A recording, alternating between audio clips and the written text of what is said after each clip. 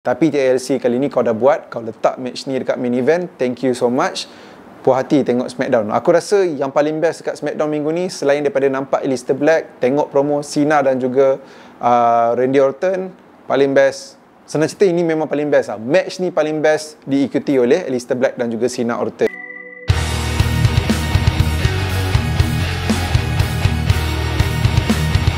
What's up bro, sis, motherfucker sekalian, Hazwan Syabebe, hashtag bukan Zizan, the best pala tahu in the world. Video kali ni kita nak cover SmackDown saja yang berlangsung pagi tadi. Tapi tak tahulah, video ni akan di-up hari Ahad ataupun hari Isnin. Tapi sebelum aku teruskan, make sure korang dah pun bagi thumbs up dekat video kali ni. Dan kalau korang nak hantar super thanks pun dipersilakan. So untuk SmackDown minggu ni ada 7 benda aku nak cakap. Kita mulakan dulu dengan benda yang mula-mula start dekat SmackDown minggu ni. Kita ada John Cena keluar lagi sekali. Akhirnya muncul kat SmackDown. Selalunya muncul kat Raw. Padahal championship yang dipegang tu adalah Championship SmackDown. Tapi sebelum dia sempat nak cakap apa-apa tu, Randy Orton dah keluar. Mulalah segmen bersembang-sembang di antara mereka. So Randy Orton dok kata kenapa Cena jadi bitter ni semua adalah disebabkan Cena tak ada anak. So Randy beri nasihat kepada John Cena untuk ada anak. Tapi yang baiknya kat sini adalah respon John Cena, di mana dia cakap sepanjang 25 tahun dia dah besarkan anak-anak penonton jadi role model yang lagi baik daripada bapak-bapak yang ada dekat penonton ataupun apa yang tengok wrestling ni lah. Basically budak-budak yang nak John Cena consider macam John Cena ni role model yang lagi baik daripada bapak budak-budak tu sendiri. Sampai ada budak dekat keliling gelanggang tu lebih kurang umur 6 tahun 7 tahun bagi saya di tengah dekat John Cena baik. Tapi John Cena fight balik, dia tak kisah budak tak budak. Tapi aku rasa apa yang John Cena cakap dekat video SmackDown kali ni adalah paling best lah selepas dia jadi heel. Bukan nak kata hari tu tak best, tapi aku lagi suka kali ni. Hari tu ada je aku rasa macam makin bosan sikit, macam benda sama, pusing tu pusing ni. Kali ni berbeza lah sedikit bila si Randy Orton duk mainkan sentimen anak. Dan ada satu lagi benda yang bagi aku agak predictable. Bila John Cena dah attack Randy Orton, dia nak attack Randy Orton menggunakan tali pinggang. Time tu aku rasa John Cena akan kena RKO lagi. Macam mana dia dengan Cody Rhodes asyik kena crossroads dekat weekly show, aku expect benda yang sama untuk John Cena dengan Randy Orton ni. Kalau dekat weekly show, dia akan asyik kena RKO je. Tapi dekat match dia orang nanti dekat Backlash, dia mungkin akan kena RKO, tapi dia juga yang akan menang. So itulah something yang agak predictable lepas John Cena turn heel. Macam kena nerf dekat weekly show. Yang kedua, kita nak sembang pasal Fraxiom. Nathan Fraser dan juga Axiom buat diorang punya debut dekat main roster. Bila tengok tu aku macam excited. Tapi bila nak excited tu aku macam jangan excited dulu. Naik main roster selalunya kualiti perlawanan macam dilimitkan. Move-move diorang dilimitkan, kualiti perlawanan tu macam makin kurang. Tapi untuk Nathan Fraser dengan Axiom, yes, rasa kurang gitu, tapi kurang gitu tak banyak. Still, diorang lawan dengan Los Garza bagi aku satu match yang best. Makin rancak lah tag team division dekat SmackDown minggu ni. Ada yang kata diorang patut pergi ke Raw sebab tag team division Raw sendu, yang tu aku agree. Tapi fikir balik SmackDown 3 jam dan mungkin WWE boleh mulakan Nathan Fraser dan juga Axiom dan di SmackDown ni juga sebagai pemangkin untuk nak buat tag team division dekat SmackDown lagi sedap. Lagi-lagi lepas kita dah tengok main event lah. Tapi main event kita cerita kejap lagi. So hopefully Nathan Fraser dan juga Axiom, dia orang punya kualiti perlawanan lepas ni maintain atau better. Jangan lagi teruk daripada apa yang kita nampak lawan dengan Los Garza ni sudah. Nia Jax ada balik dekat SmackDown. Bukan hari tu dia dah gerak ke Raw ke? Sekarang ni dia boleh ada balik dekat SmackDown serang Tiffany. So boleh kata dekat Backlash nanti kita akan nampak Tiffany dengan Nia lagi sekali. Tak apalah. Tapi yang hal brand split tu pun aku dah malas nak sentuh. Hari tu aku dah buat poll masa dekat watch along yang mana satu aku tak ingat. Korang lagi suka brand split tegas ataupun campur-campur je, semua boleh muncul kat Raw SmackDown. Ramai sebenarnya yang lagi suka bila bercampur. So aku nak cakap banyak pun tak guna. Kadang aku je shock sendiri. Tapi ramai juga yang kata brand split tegas. But then mungkin lah yang nak brand split tegas tu melalui zaman Ruthless Aggression. Kita tengok Eric Bischoff dengan Paul Heyman, macam mana diorang jaga brand diorang strict, tak ada muncul-muncul sangat. Nak WrestleMania baru muncul, bila ada brand warfare baru muncul. Aku melalui zaman tu, pasal tu aku merindukan zaman tu. Dan aku rasa bila ada brand split tu, kau boleh lagi showcase kan superstar yang kurang dapat peluang di kaca TV. Lagi-lagi sekarang ni dah go for 3 hours. SmackDown lah, Raw pun dah macam 2 jam setengah. Kita nampak Zelina Vega menang WWE Women United States Champion. Satu keputusan yang aku tak expect. Dah lah dia keluar tak ada pop. Dia keluar kali ni tak pakai pakaian yang macam bertemakan video game yang selalu dia pakai. So aku fikir macam kali ni biasa-biasa je untuk Zelina Vega, dia tak akan menang. So aku pelik juga bila Secret Harvest tu ada dekat keliling gelanggang untuk tolong Chelsea Green. Kenapa ni LD tak keluar dan bagi tahu bukan korang tak boleh ke ada dekat keliling gelanggang. Hari tu dah cakap macam tu. Tak kompeten sebagai seorang GM. So referee buat kerja dia, halau dia orang dua, tapi time halau tu jugalah Zelina Vega buat code red dan terus menang. Masa dia menang tu, aku rasa korang yang tengok watch along nampak kot, aku agak speechless. Sebab aku yakin gila Chelsea akan menang. So, bila Chelsea Green dah kalah dekat SmackDown, aku risau pula Chelsea FC lawan dengan Everton kalah ni. Sekarang ni sepatutnya perlawanan dia orang. Tapi itulah, kita shoot video, lepas ni nak pergi open house, kita tengok result je lah. Sekarang ni sakit hati sikit tengok game Chelsea. Apa-apa pun, tahniah untuk Zelina Vega jadi Women US Champion. Hopefully starting yang boleh kata macam starting for something new lah untuk Zelina Vega. Moga lepas ni haluan dia, character works dia lebih baik daripada yang sebelum ni. Tapi aku yakin Chelsea Green akan rampas balik juga title tu sebab dia entertaining as WWE Women US Champion. Yang kelima, dah cerita Zelina Vega, kita mestilah cerita laki dia. Aleister Black akhirnya buat dia punya comeback dekat SmackDown after Mania ni. Aku suka nampak Aleister Black, aku okay dia dekat SmackDown, aku suka dia ada entrance yang macam bangkit macam selalu tu.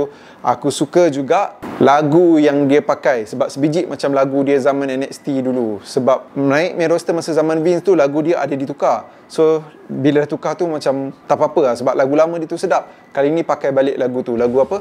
Roots of All Evil yang metal gila tu. Memang sedap. So aku suka semua benda tu, presentation tu. Aku just berharap yang lepas ni Aleister Black yang kita nampak berlawan, kualiti perlawanan dia lebih kurang macam NXT Black and Gold dulu sebab dia selalu menghasilkan match yang best-best.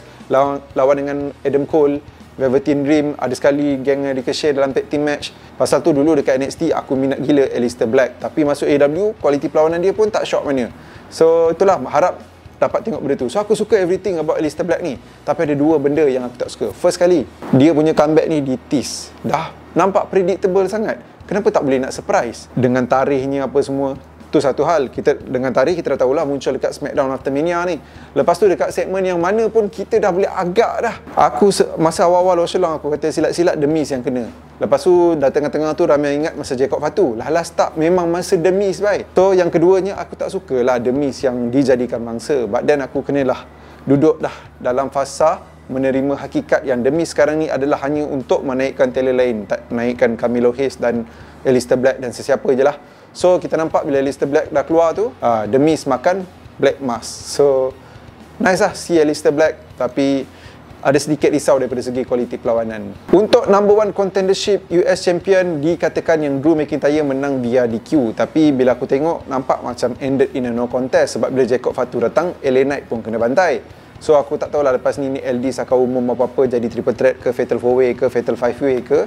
Tapi apa yang aku suka adalah bila Damian Priest datang kacau Drew McIntyre, lepas tu dia hempas Drew McIntyre dekat announcer table. Satu segmen yang nice lah bagi aku. Dan last kali main event untuk SmackDown minggu ni, TLC Tables Azan.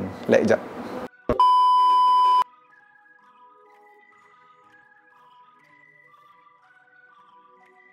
Okay, so kita sambung balik main event TLC Tables, Ladders, Chair, DIY, Motor City Machine Gun dan juga Street Profits. Satu perlawanan yang sebelum start aku rasa match ni patutnya ada dekat WrestleMania lah, sebab dulu WrestleMania TLC ni famous. Tapi kenapa dekat tahun ni tak dimasukkan? Boleh je gantikan perlawanan ni. Yelah, bila dah habis WrestleMania aku boleh kata perlawanan LA Knight dengan Jacob Fatu lah boleh gantikan dekat situ. Sebab aku rasa match tu barai. Tapi ada je lagi match yang kau boleh gantikan dengan TLC ni. So TLC ni starting bagi aku macam tak berapa best sangat, biasa je. So aku tak expect match ni akan best. Tapi daripada tengah-tengah sampai habis, ataupun bila dah starting tu dia dah mula dah nak sedap. Tengah-tengah sampai habis tu bapak best gila weh. Seriously match ni best gila babeng. Katalah kalau match ni masuk dalam WrestleMania dengan kualiti yang sama, aku akan letak match ni second best match untuk WrestleMania tahun ni. Katalah kalau dia duduk dekat naik tu, dia akan jadi match yang paling best lah. Sebab first match paling best bagi aku adalah triple threat Roman, Punk dan juga Rollins. Second, kalau nak kira TLC ni, ini lagi best daripada semua match lain yang ada. So seriously, tables, ladders, chair kali ni best. Penggunaan ladder ada, chairs banyak, tables baik, storytelling kurang, Character works pun kurang, pasal tu aku kata triple threat tu lagi best. Tapi kualiti perlawanan tu, move spot yang diorang buat memang baik lah. Aku kalau nak kata yang paling menonjol kat sini, aku boleh kata Montez Ford lah. Tok Masuk Champa pun menonjol juga. Tapi menonjol bukan sebab apa pun. Sebab yelah, daripada dulu sampai sekarang kita tengok dia berjambang, kali ni tak ada jambang. Pelik bai, nampak macam orang biasa. Kalau ada jambang nampak ganas. Tapi sekarang ni nampak macam pelik. Nampak macam netizen yang biasa je lah. Kesian pula aku tengok dia. Tapi nak buat macam mana, dia terpaksa, dia ada kecederaan dekat dagu dia. So dia kena buang semua jambang janggut. But then aku rasa once nanti dah boleh tumbuh balik ke apa ke, aku rasa dia akan bela balik. Sebab baru nampak scary balik. Ni nampak macam tak kena kan. So main event, macam aku cakap tadi masa sembang pasal Frexium dan juga Los Garza punya match, aku mengharapkan ini adalah starting untuk mulanya kerancakan team division dekat SmackDown. Lagi-lagi SmackDown 3 jam. Gunakanlah masa sebaiknya untuk kau buat dan kau angkat tag team division yang ada dekat SmackDown tu. Sayang, tag team best, Street Profit best, Los Garza best, Frexium, Motor City Machine Gun aku punya favourite tag team of all time. Tapi risau Frexium ni boleh jadi aku punya favourite lepas ni. DIY pun shock as a tag team dekat NXT dulu. Dah ada semua orang yang boleh buat shock, tinggal kau nak buat dengan tak nak buat je. Tapi TLC kali ni kau dah buat, kau letak match ni dekat main event. Thank you so much. Puas hati tengok SmackDown. Aku rasa yang paling best dekat SmackDown minggu ni, selain daripada nampak Aleister Black, tengok promo Cena dan juga Randy Orton, paling best. Senang cerita, ini memang paling best lah. Match ni paling best diikuti oleh Aleister Black dan juga Cena Orton. So thank you. Dan hopefully Raw pun tag team division dia boleh ikut jejak apa yang SmackDown buat. Match yang best. Dan kalau aku boleh bagi grade lah untuk match ni, memang aku kata grade dia A lah. Aku tak kisah dah storytelling ke, character works ke. Sebab selalunya ada 6 orang macam ni tag team, orang tak pandang sangat storytelling dengan character works. Orang tengok apa yang diorang hasilkan di atas gelanggang dan diorang deliver. Macam aku cakap tadi, spot, move, penggunaan tables. Tapi sayang kat sini satulah, crowd tak cukup nak hype dengan apa yang diorang dah hidangkan. Kalau tak, mesti lagi best. Dan minggu ni seriously aku kata NXT punya crowd kau tak boleh nak beat. Tapi nak compare WrestleMania, Raw dan juga SmackDown, aku akan kata Raw ada crowd yang lebih baik. WrestleMania Night 2 pun not bad.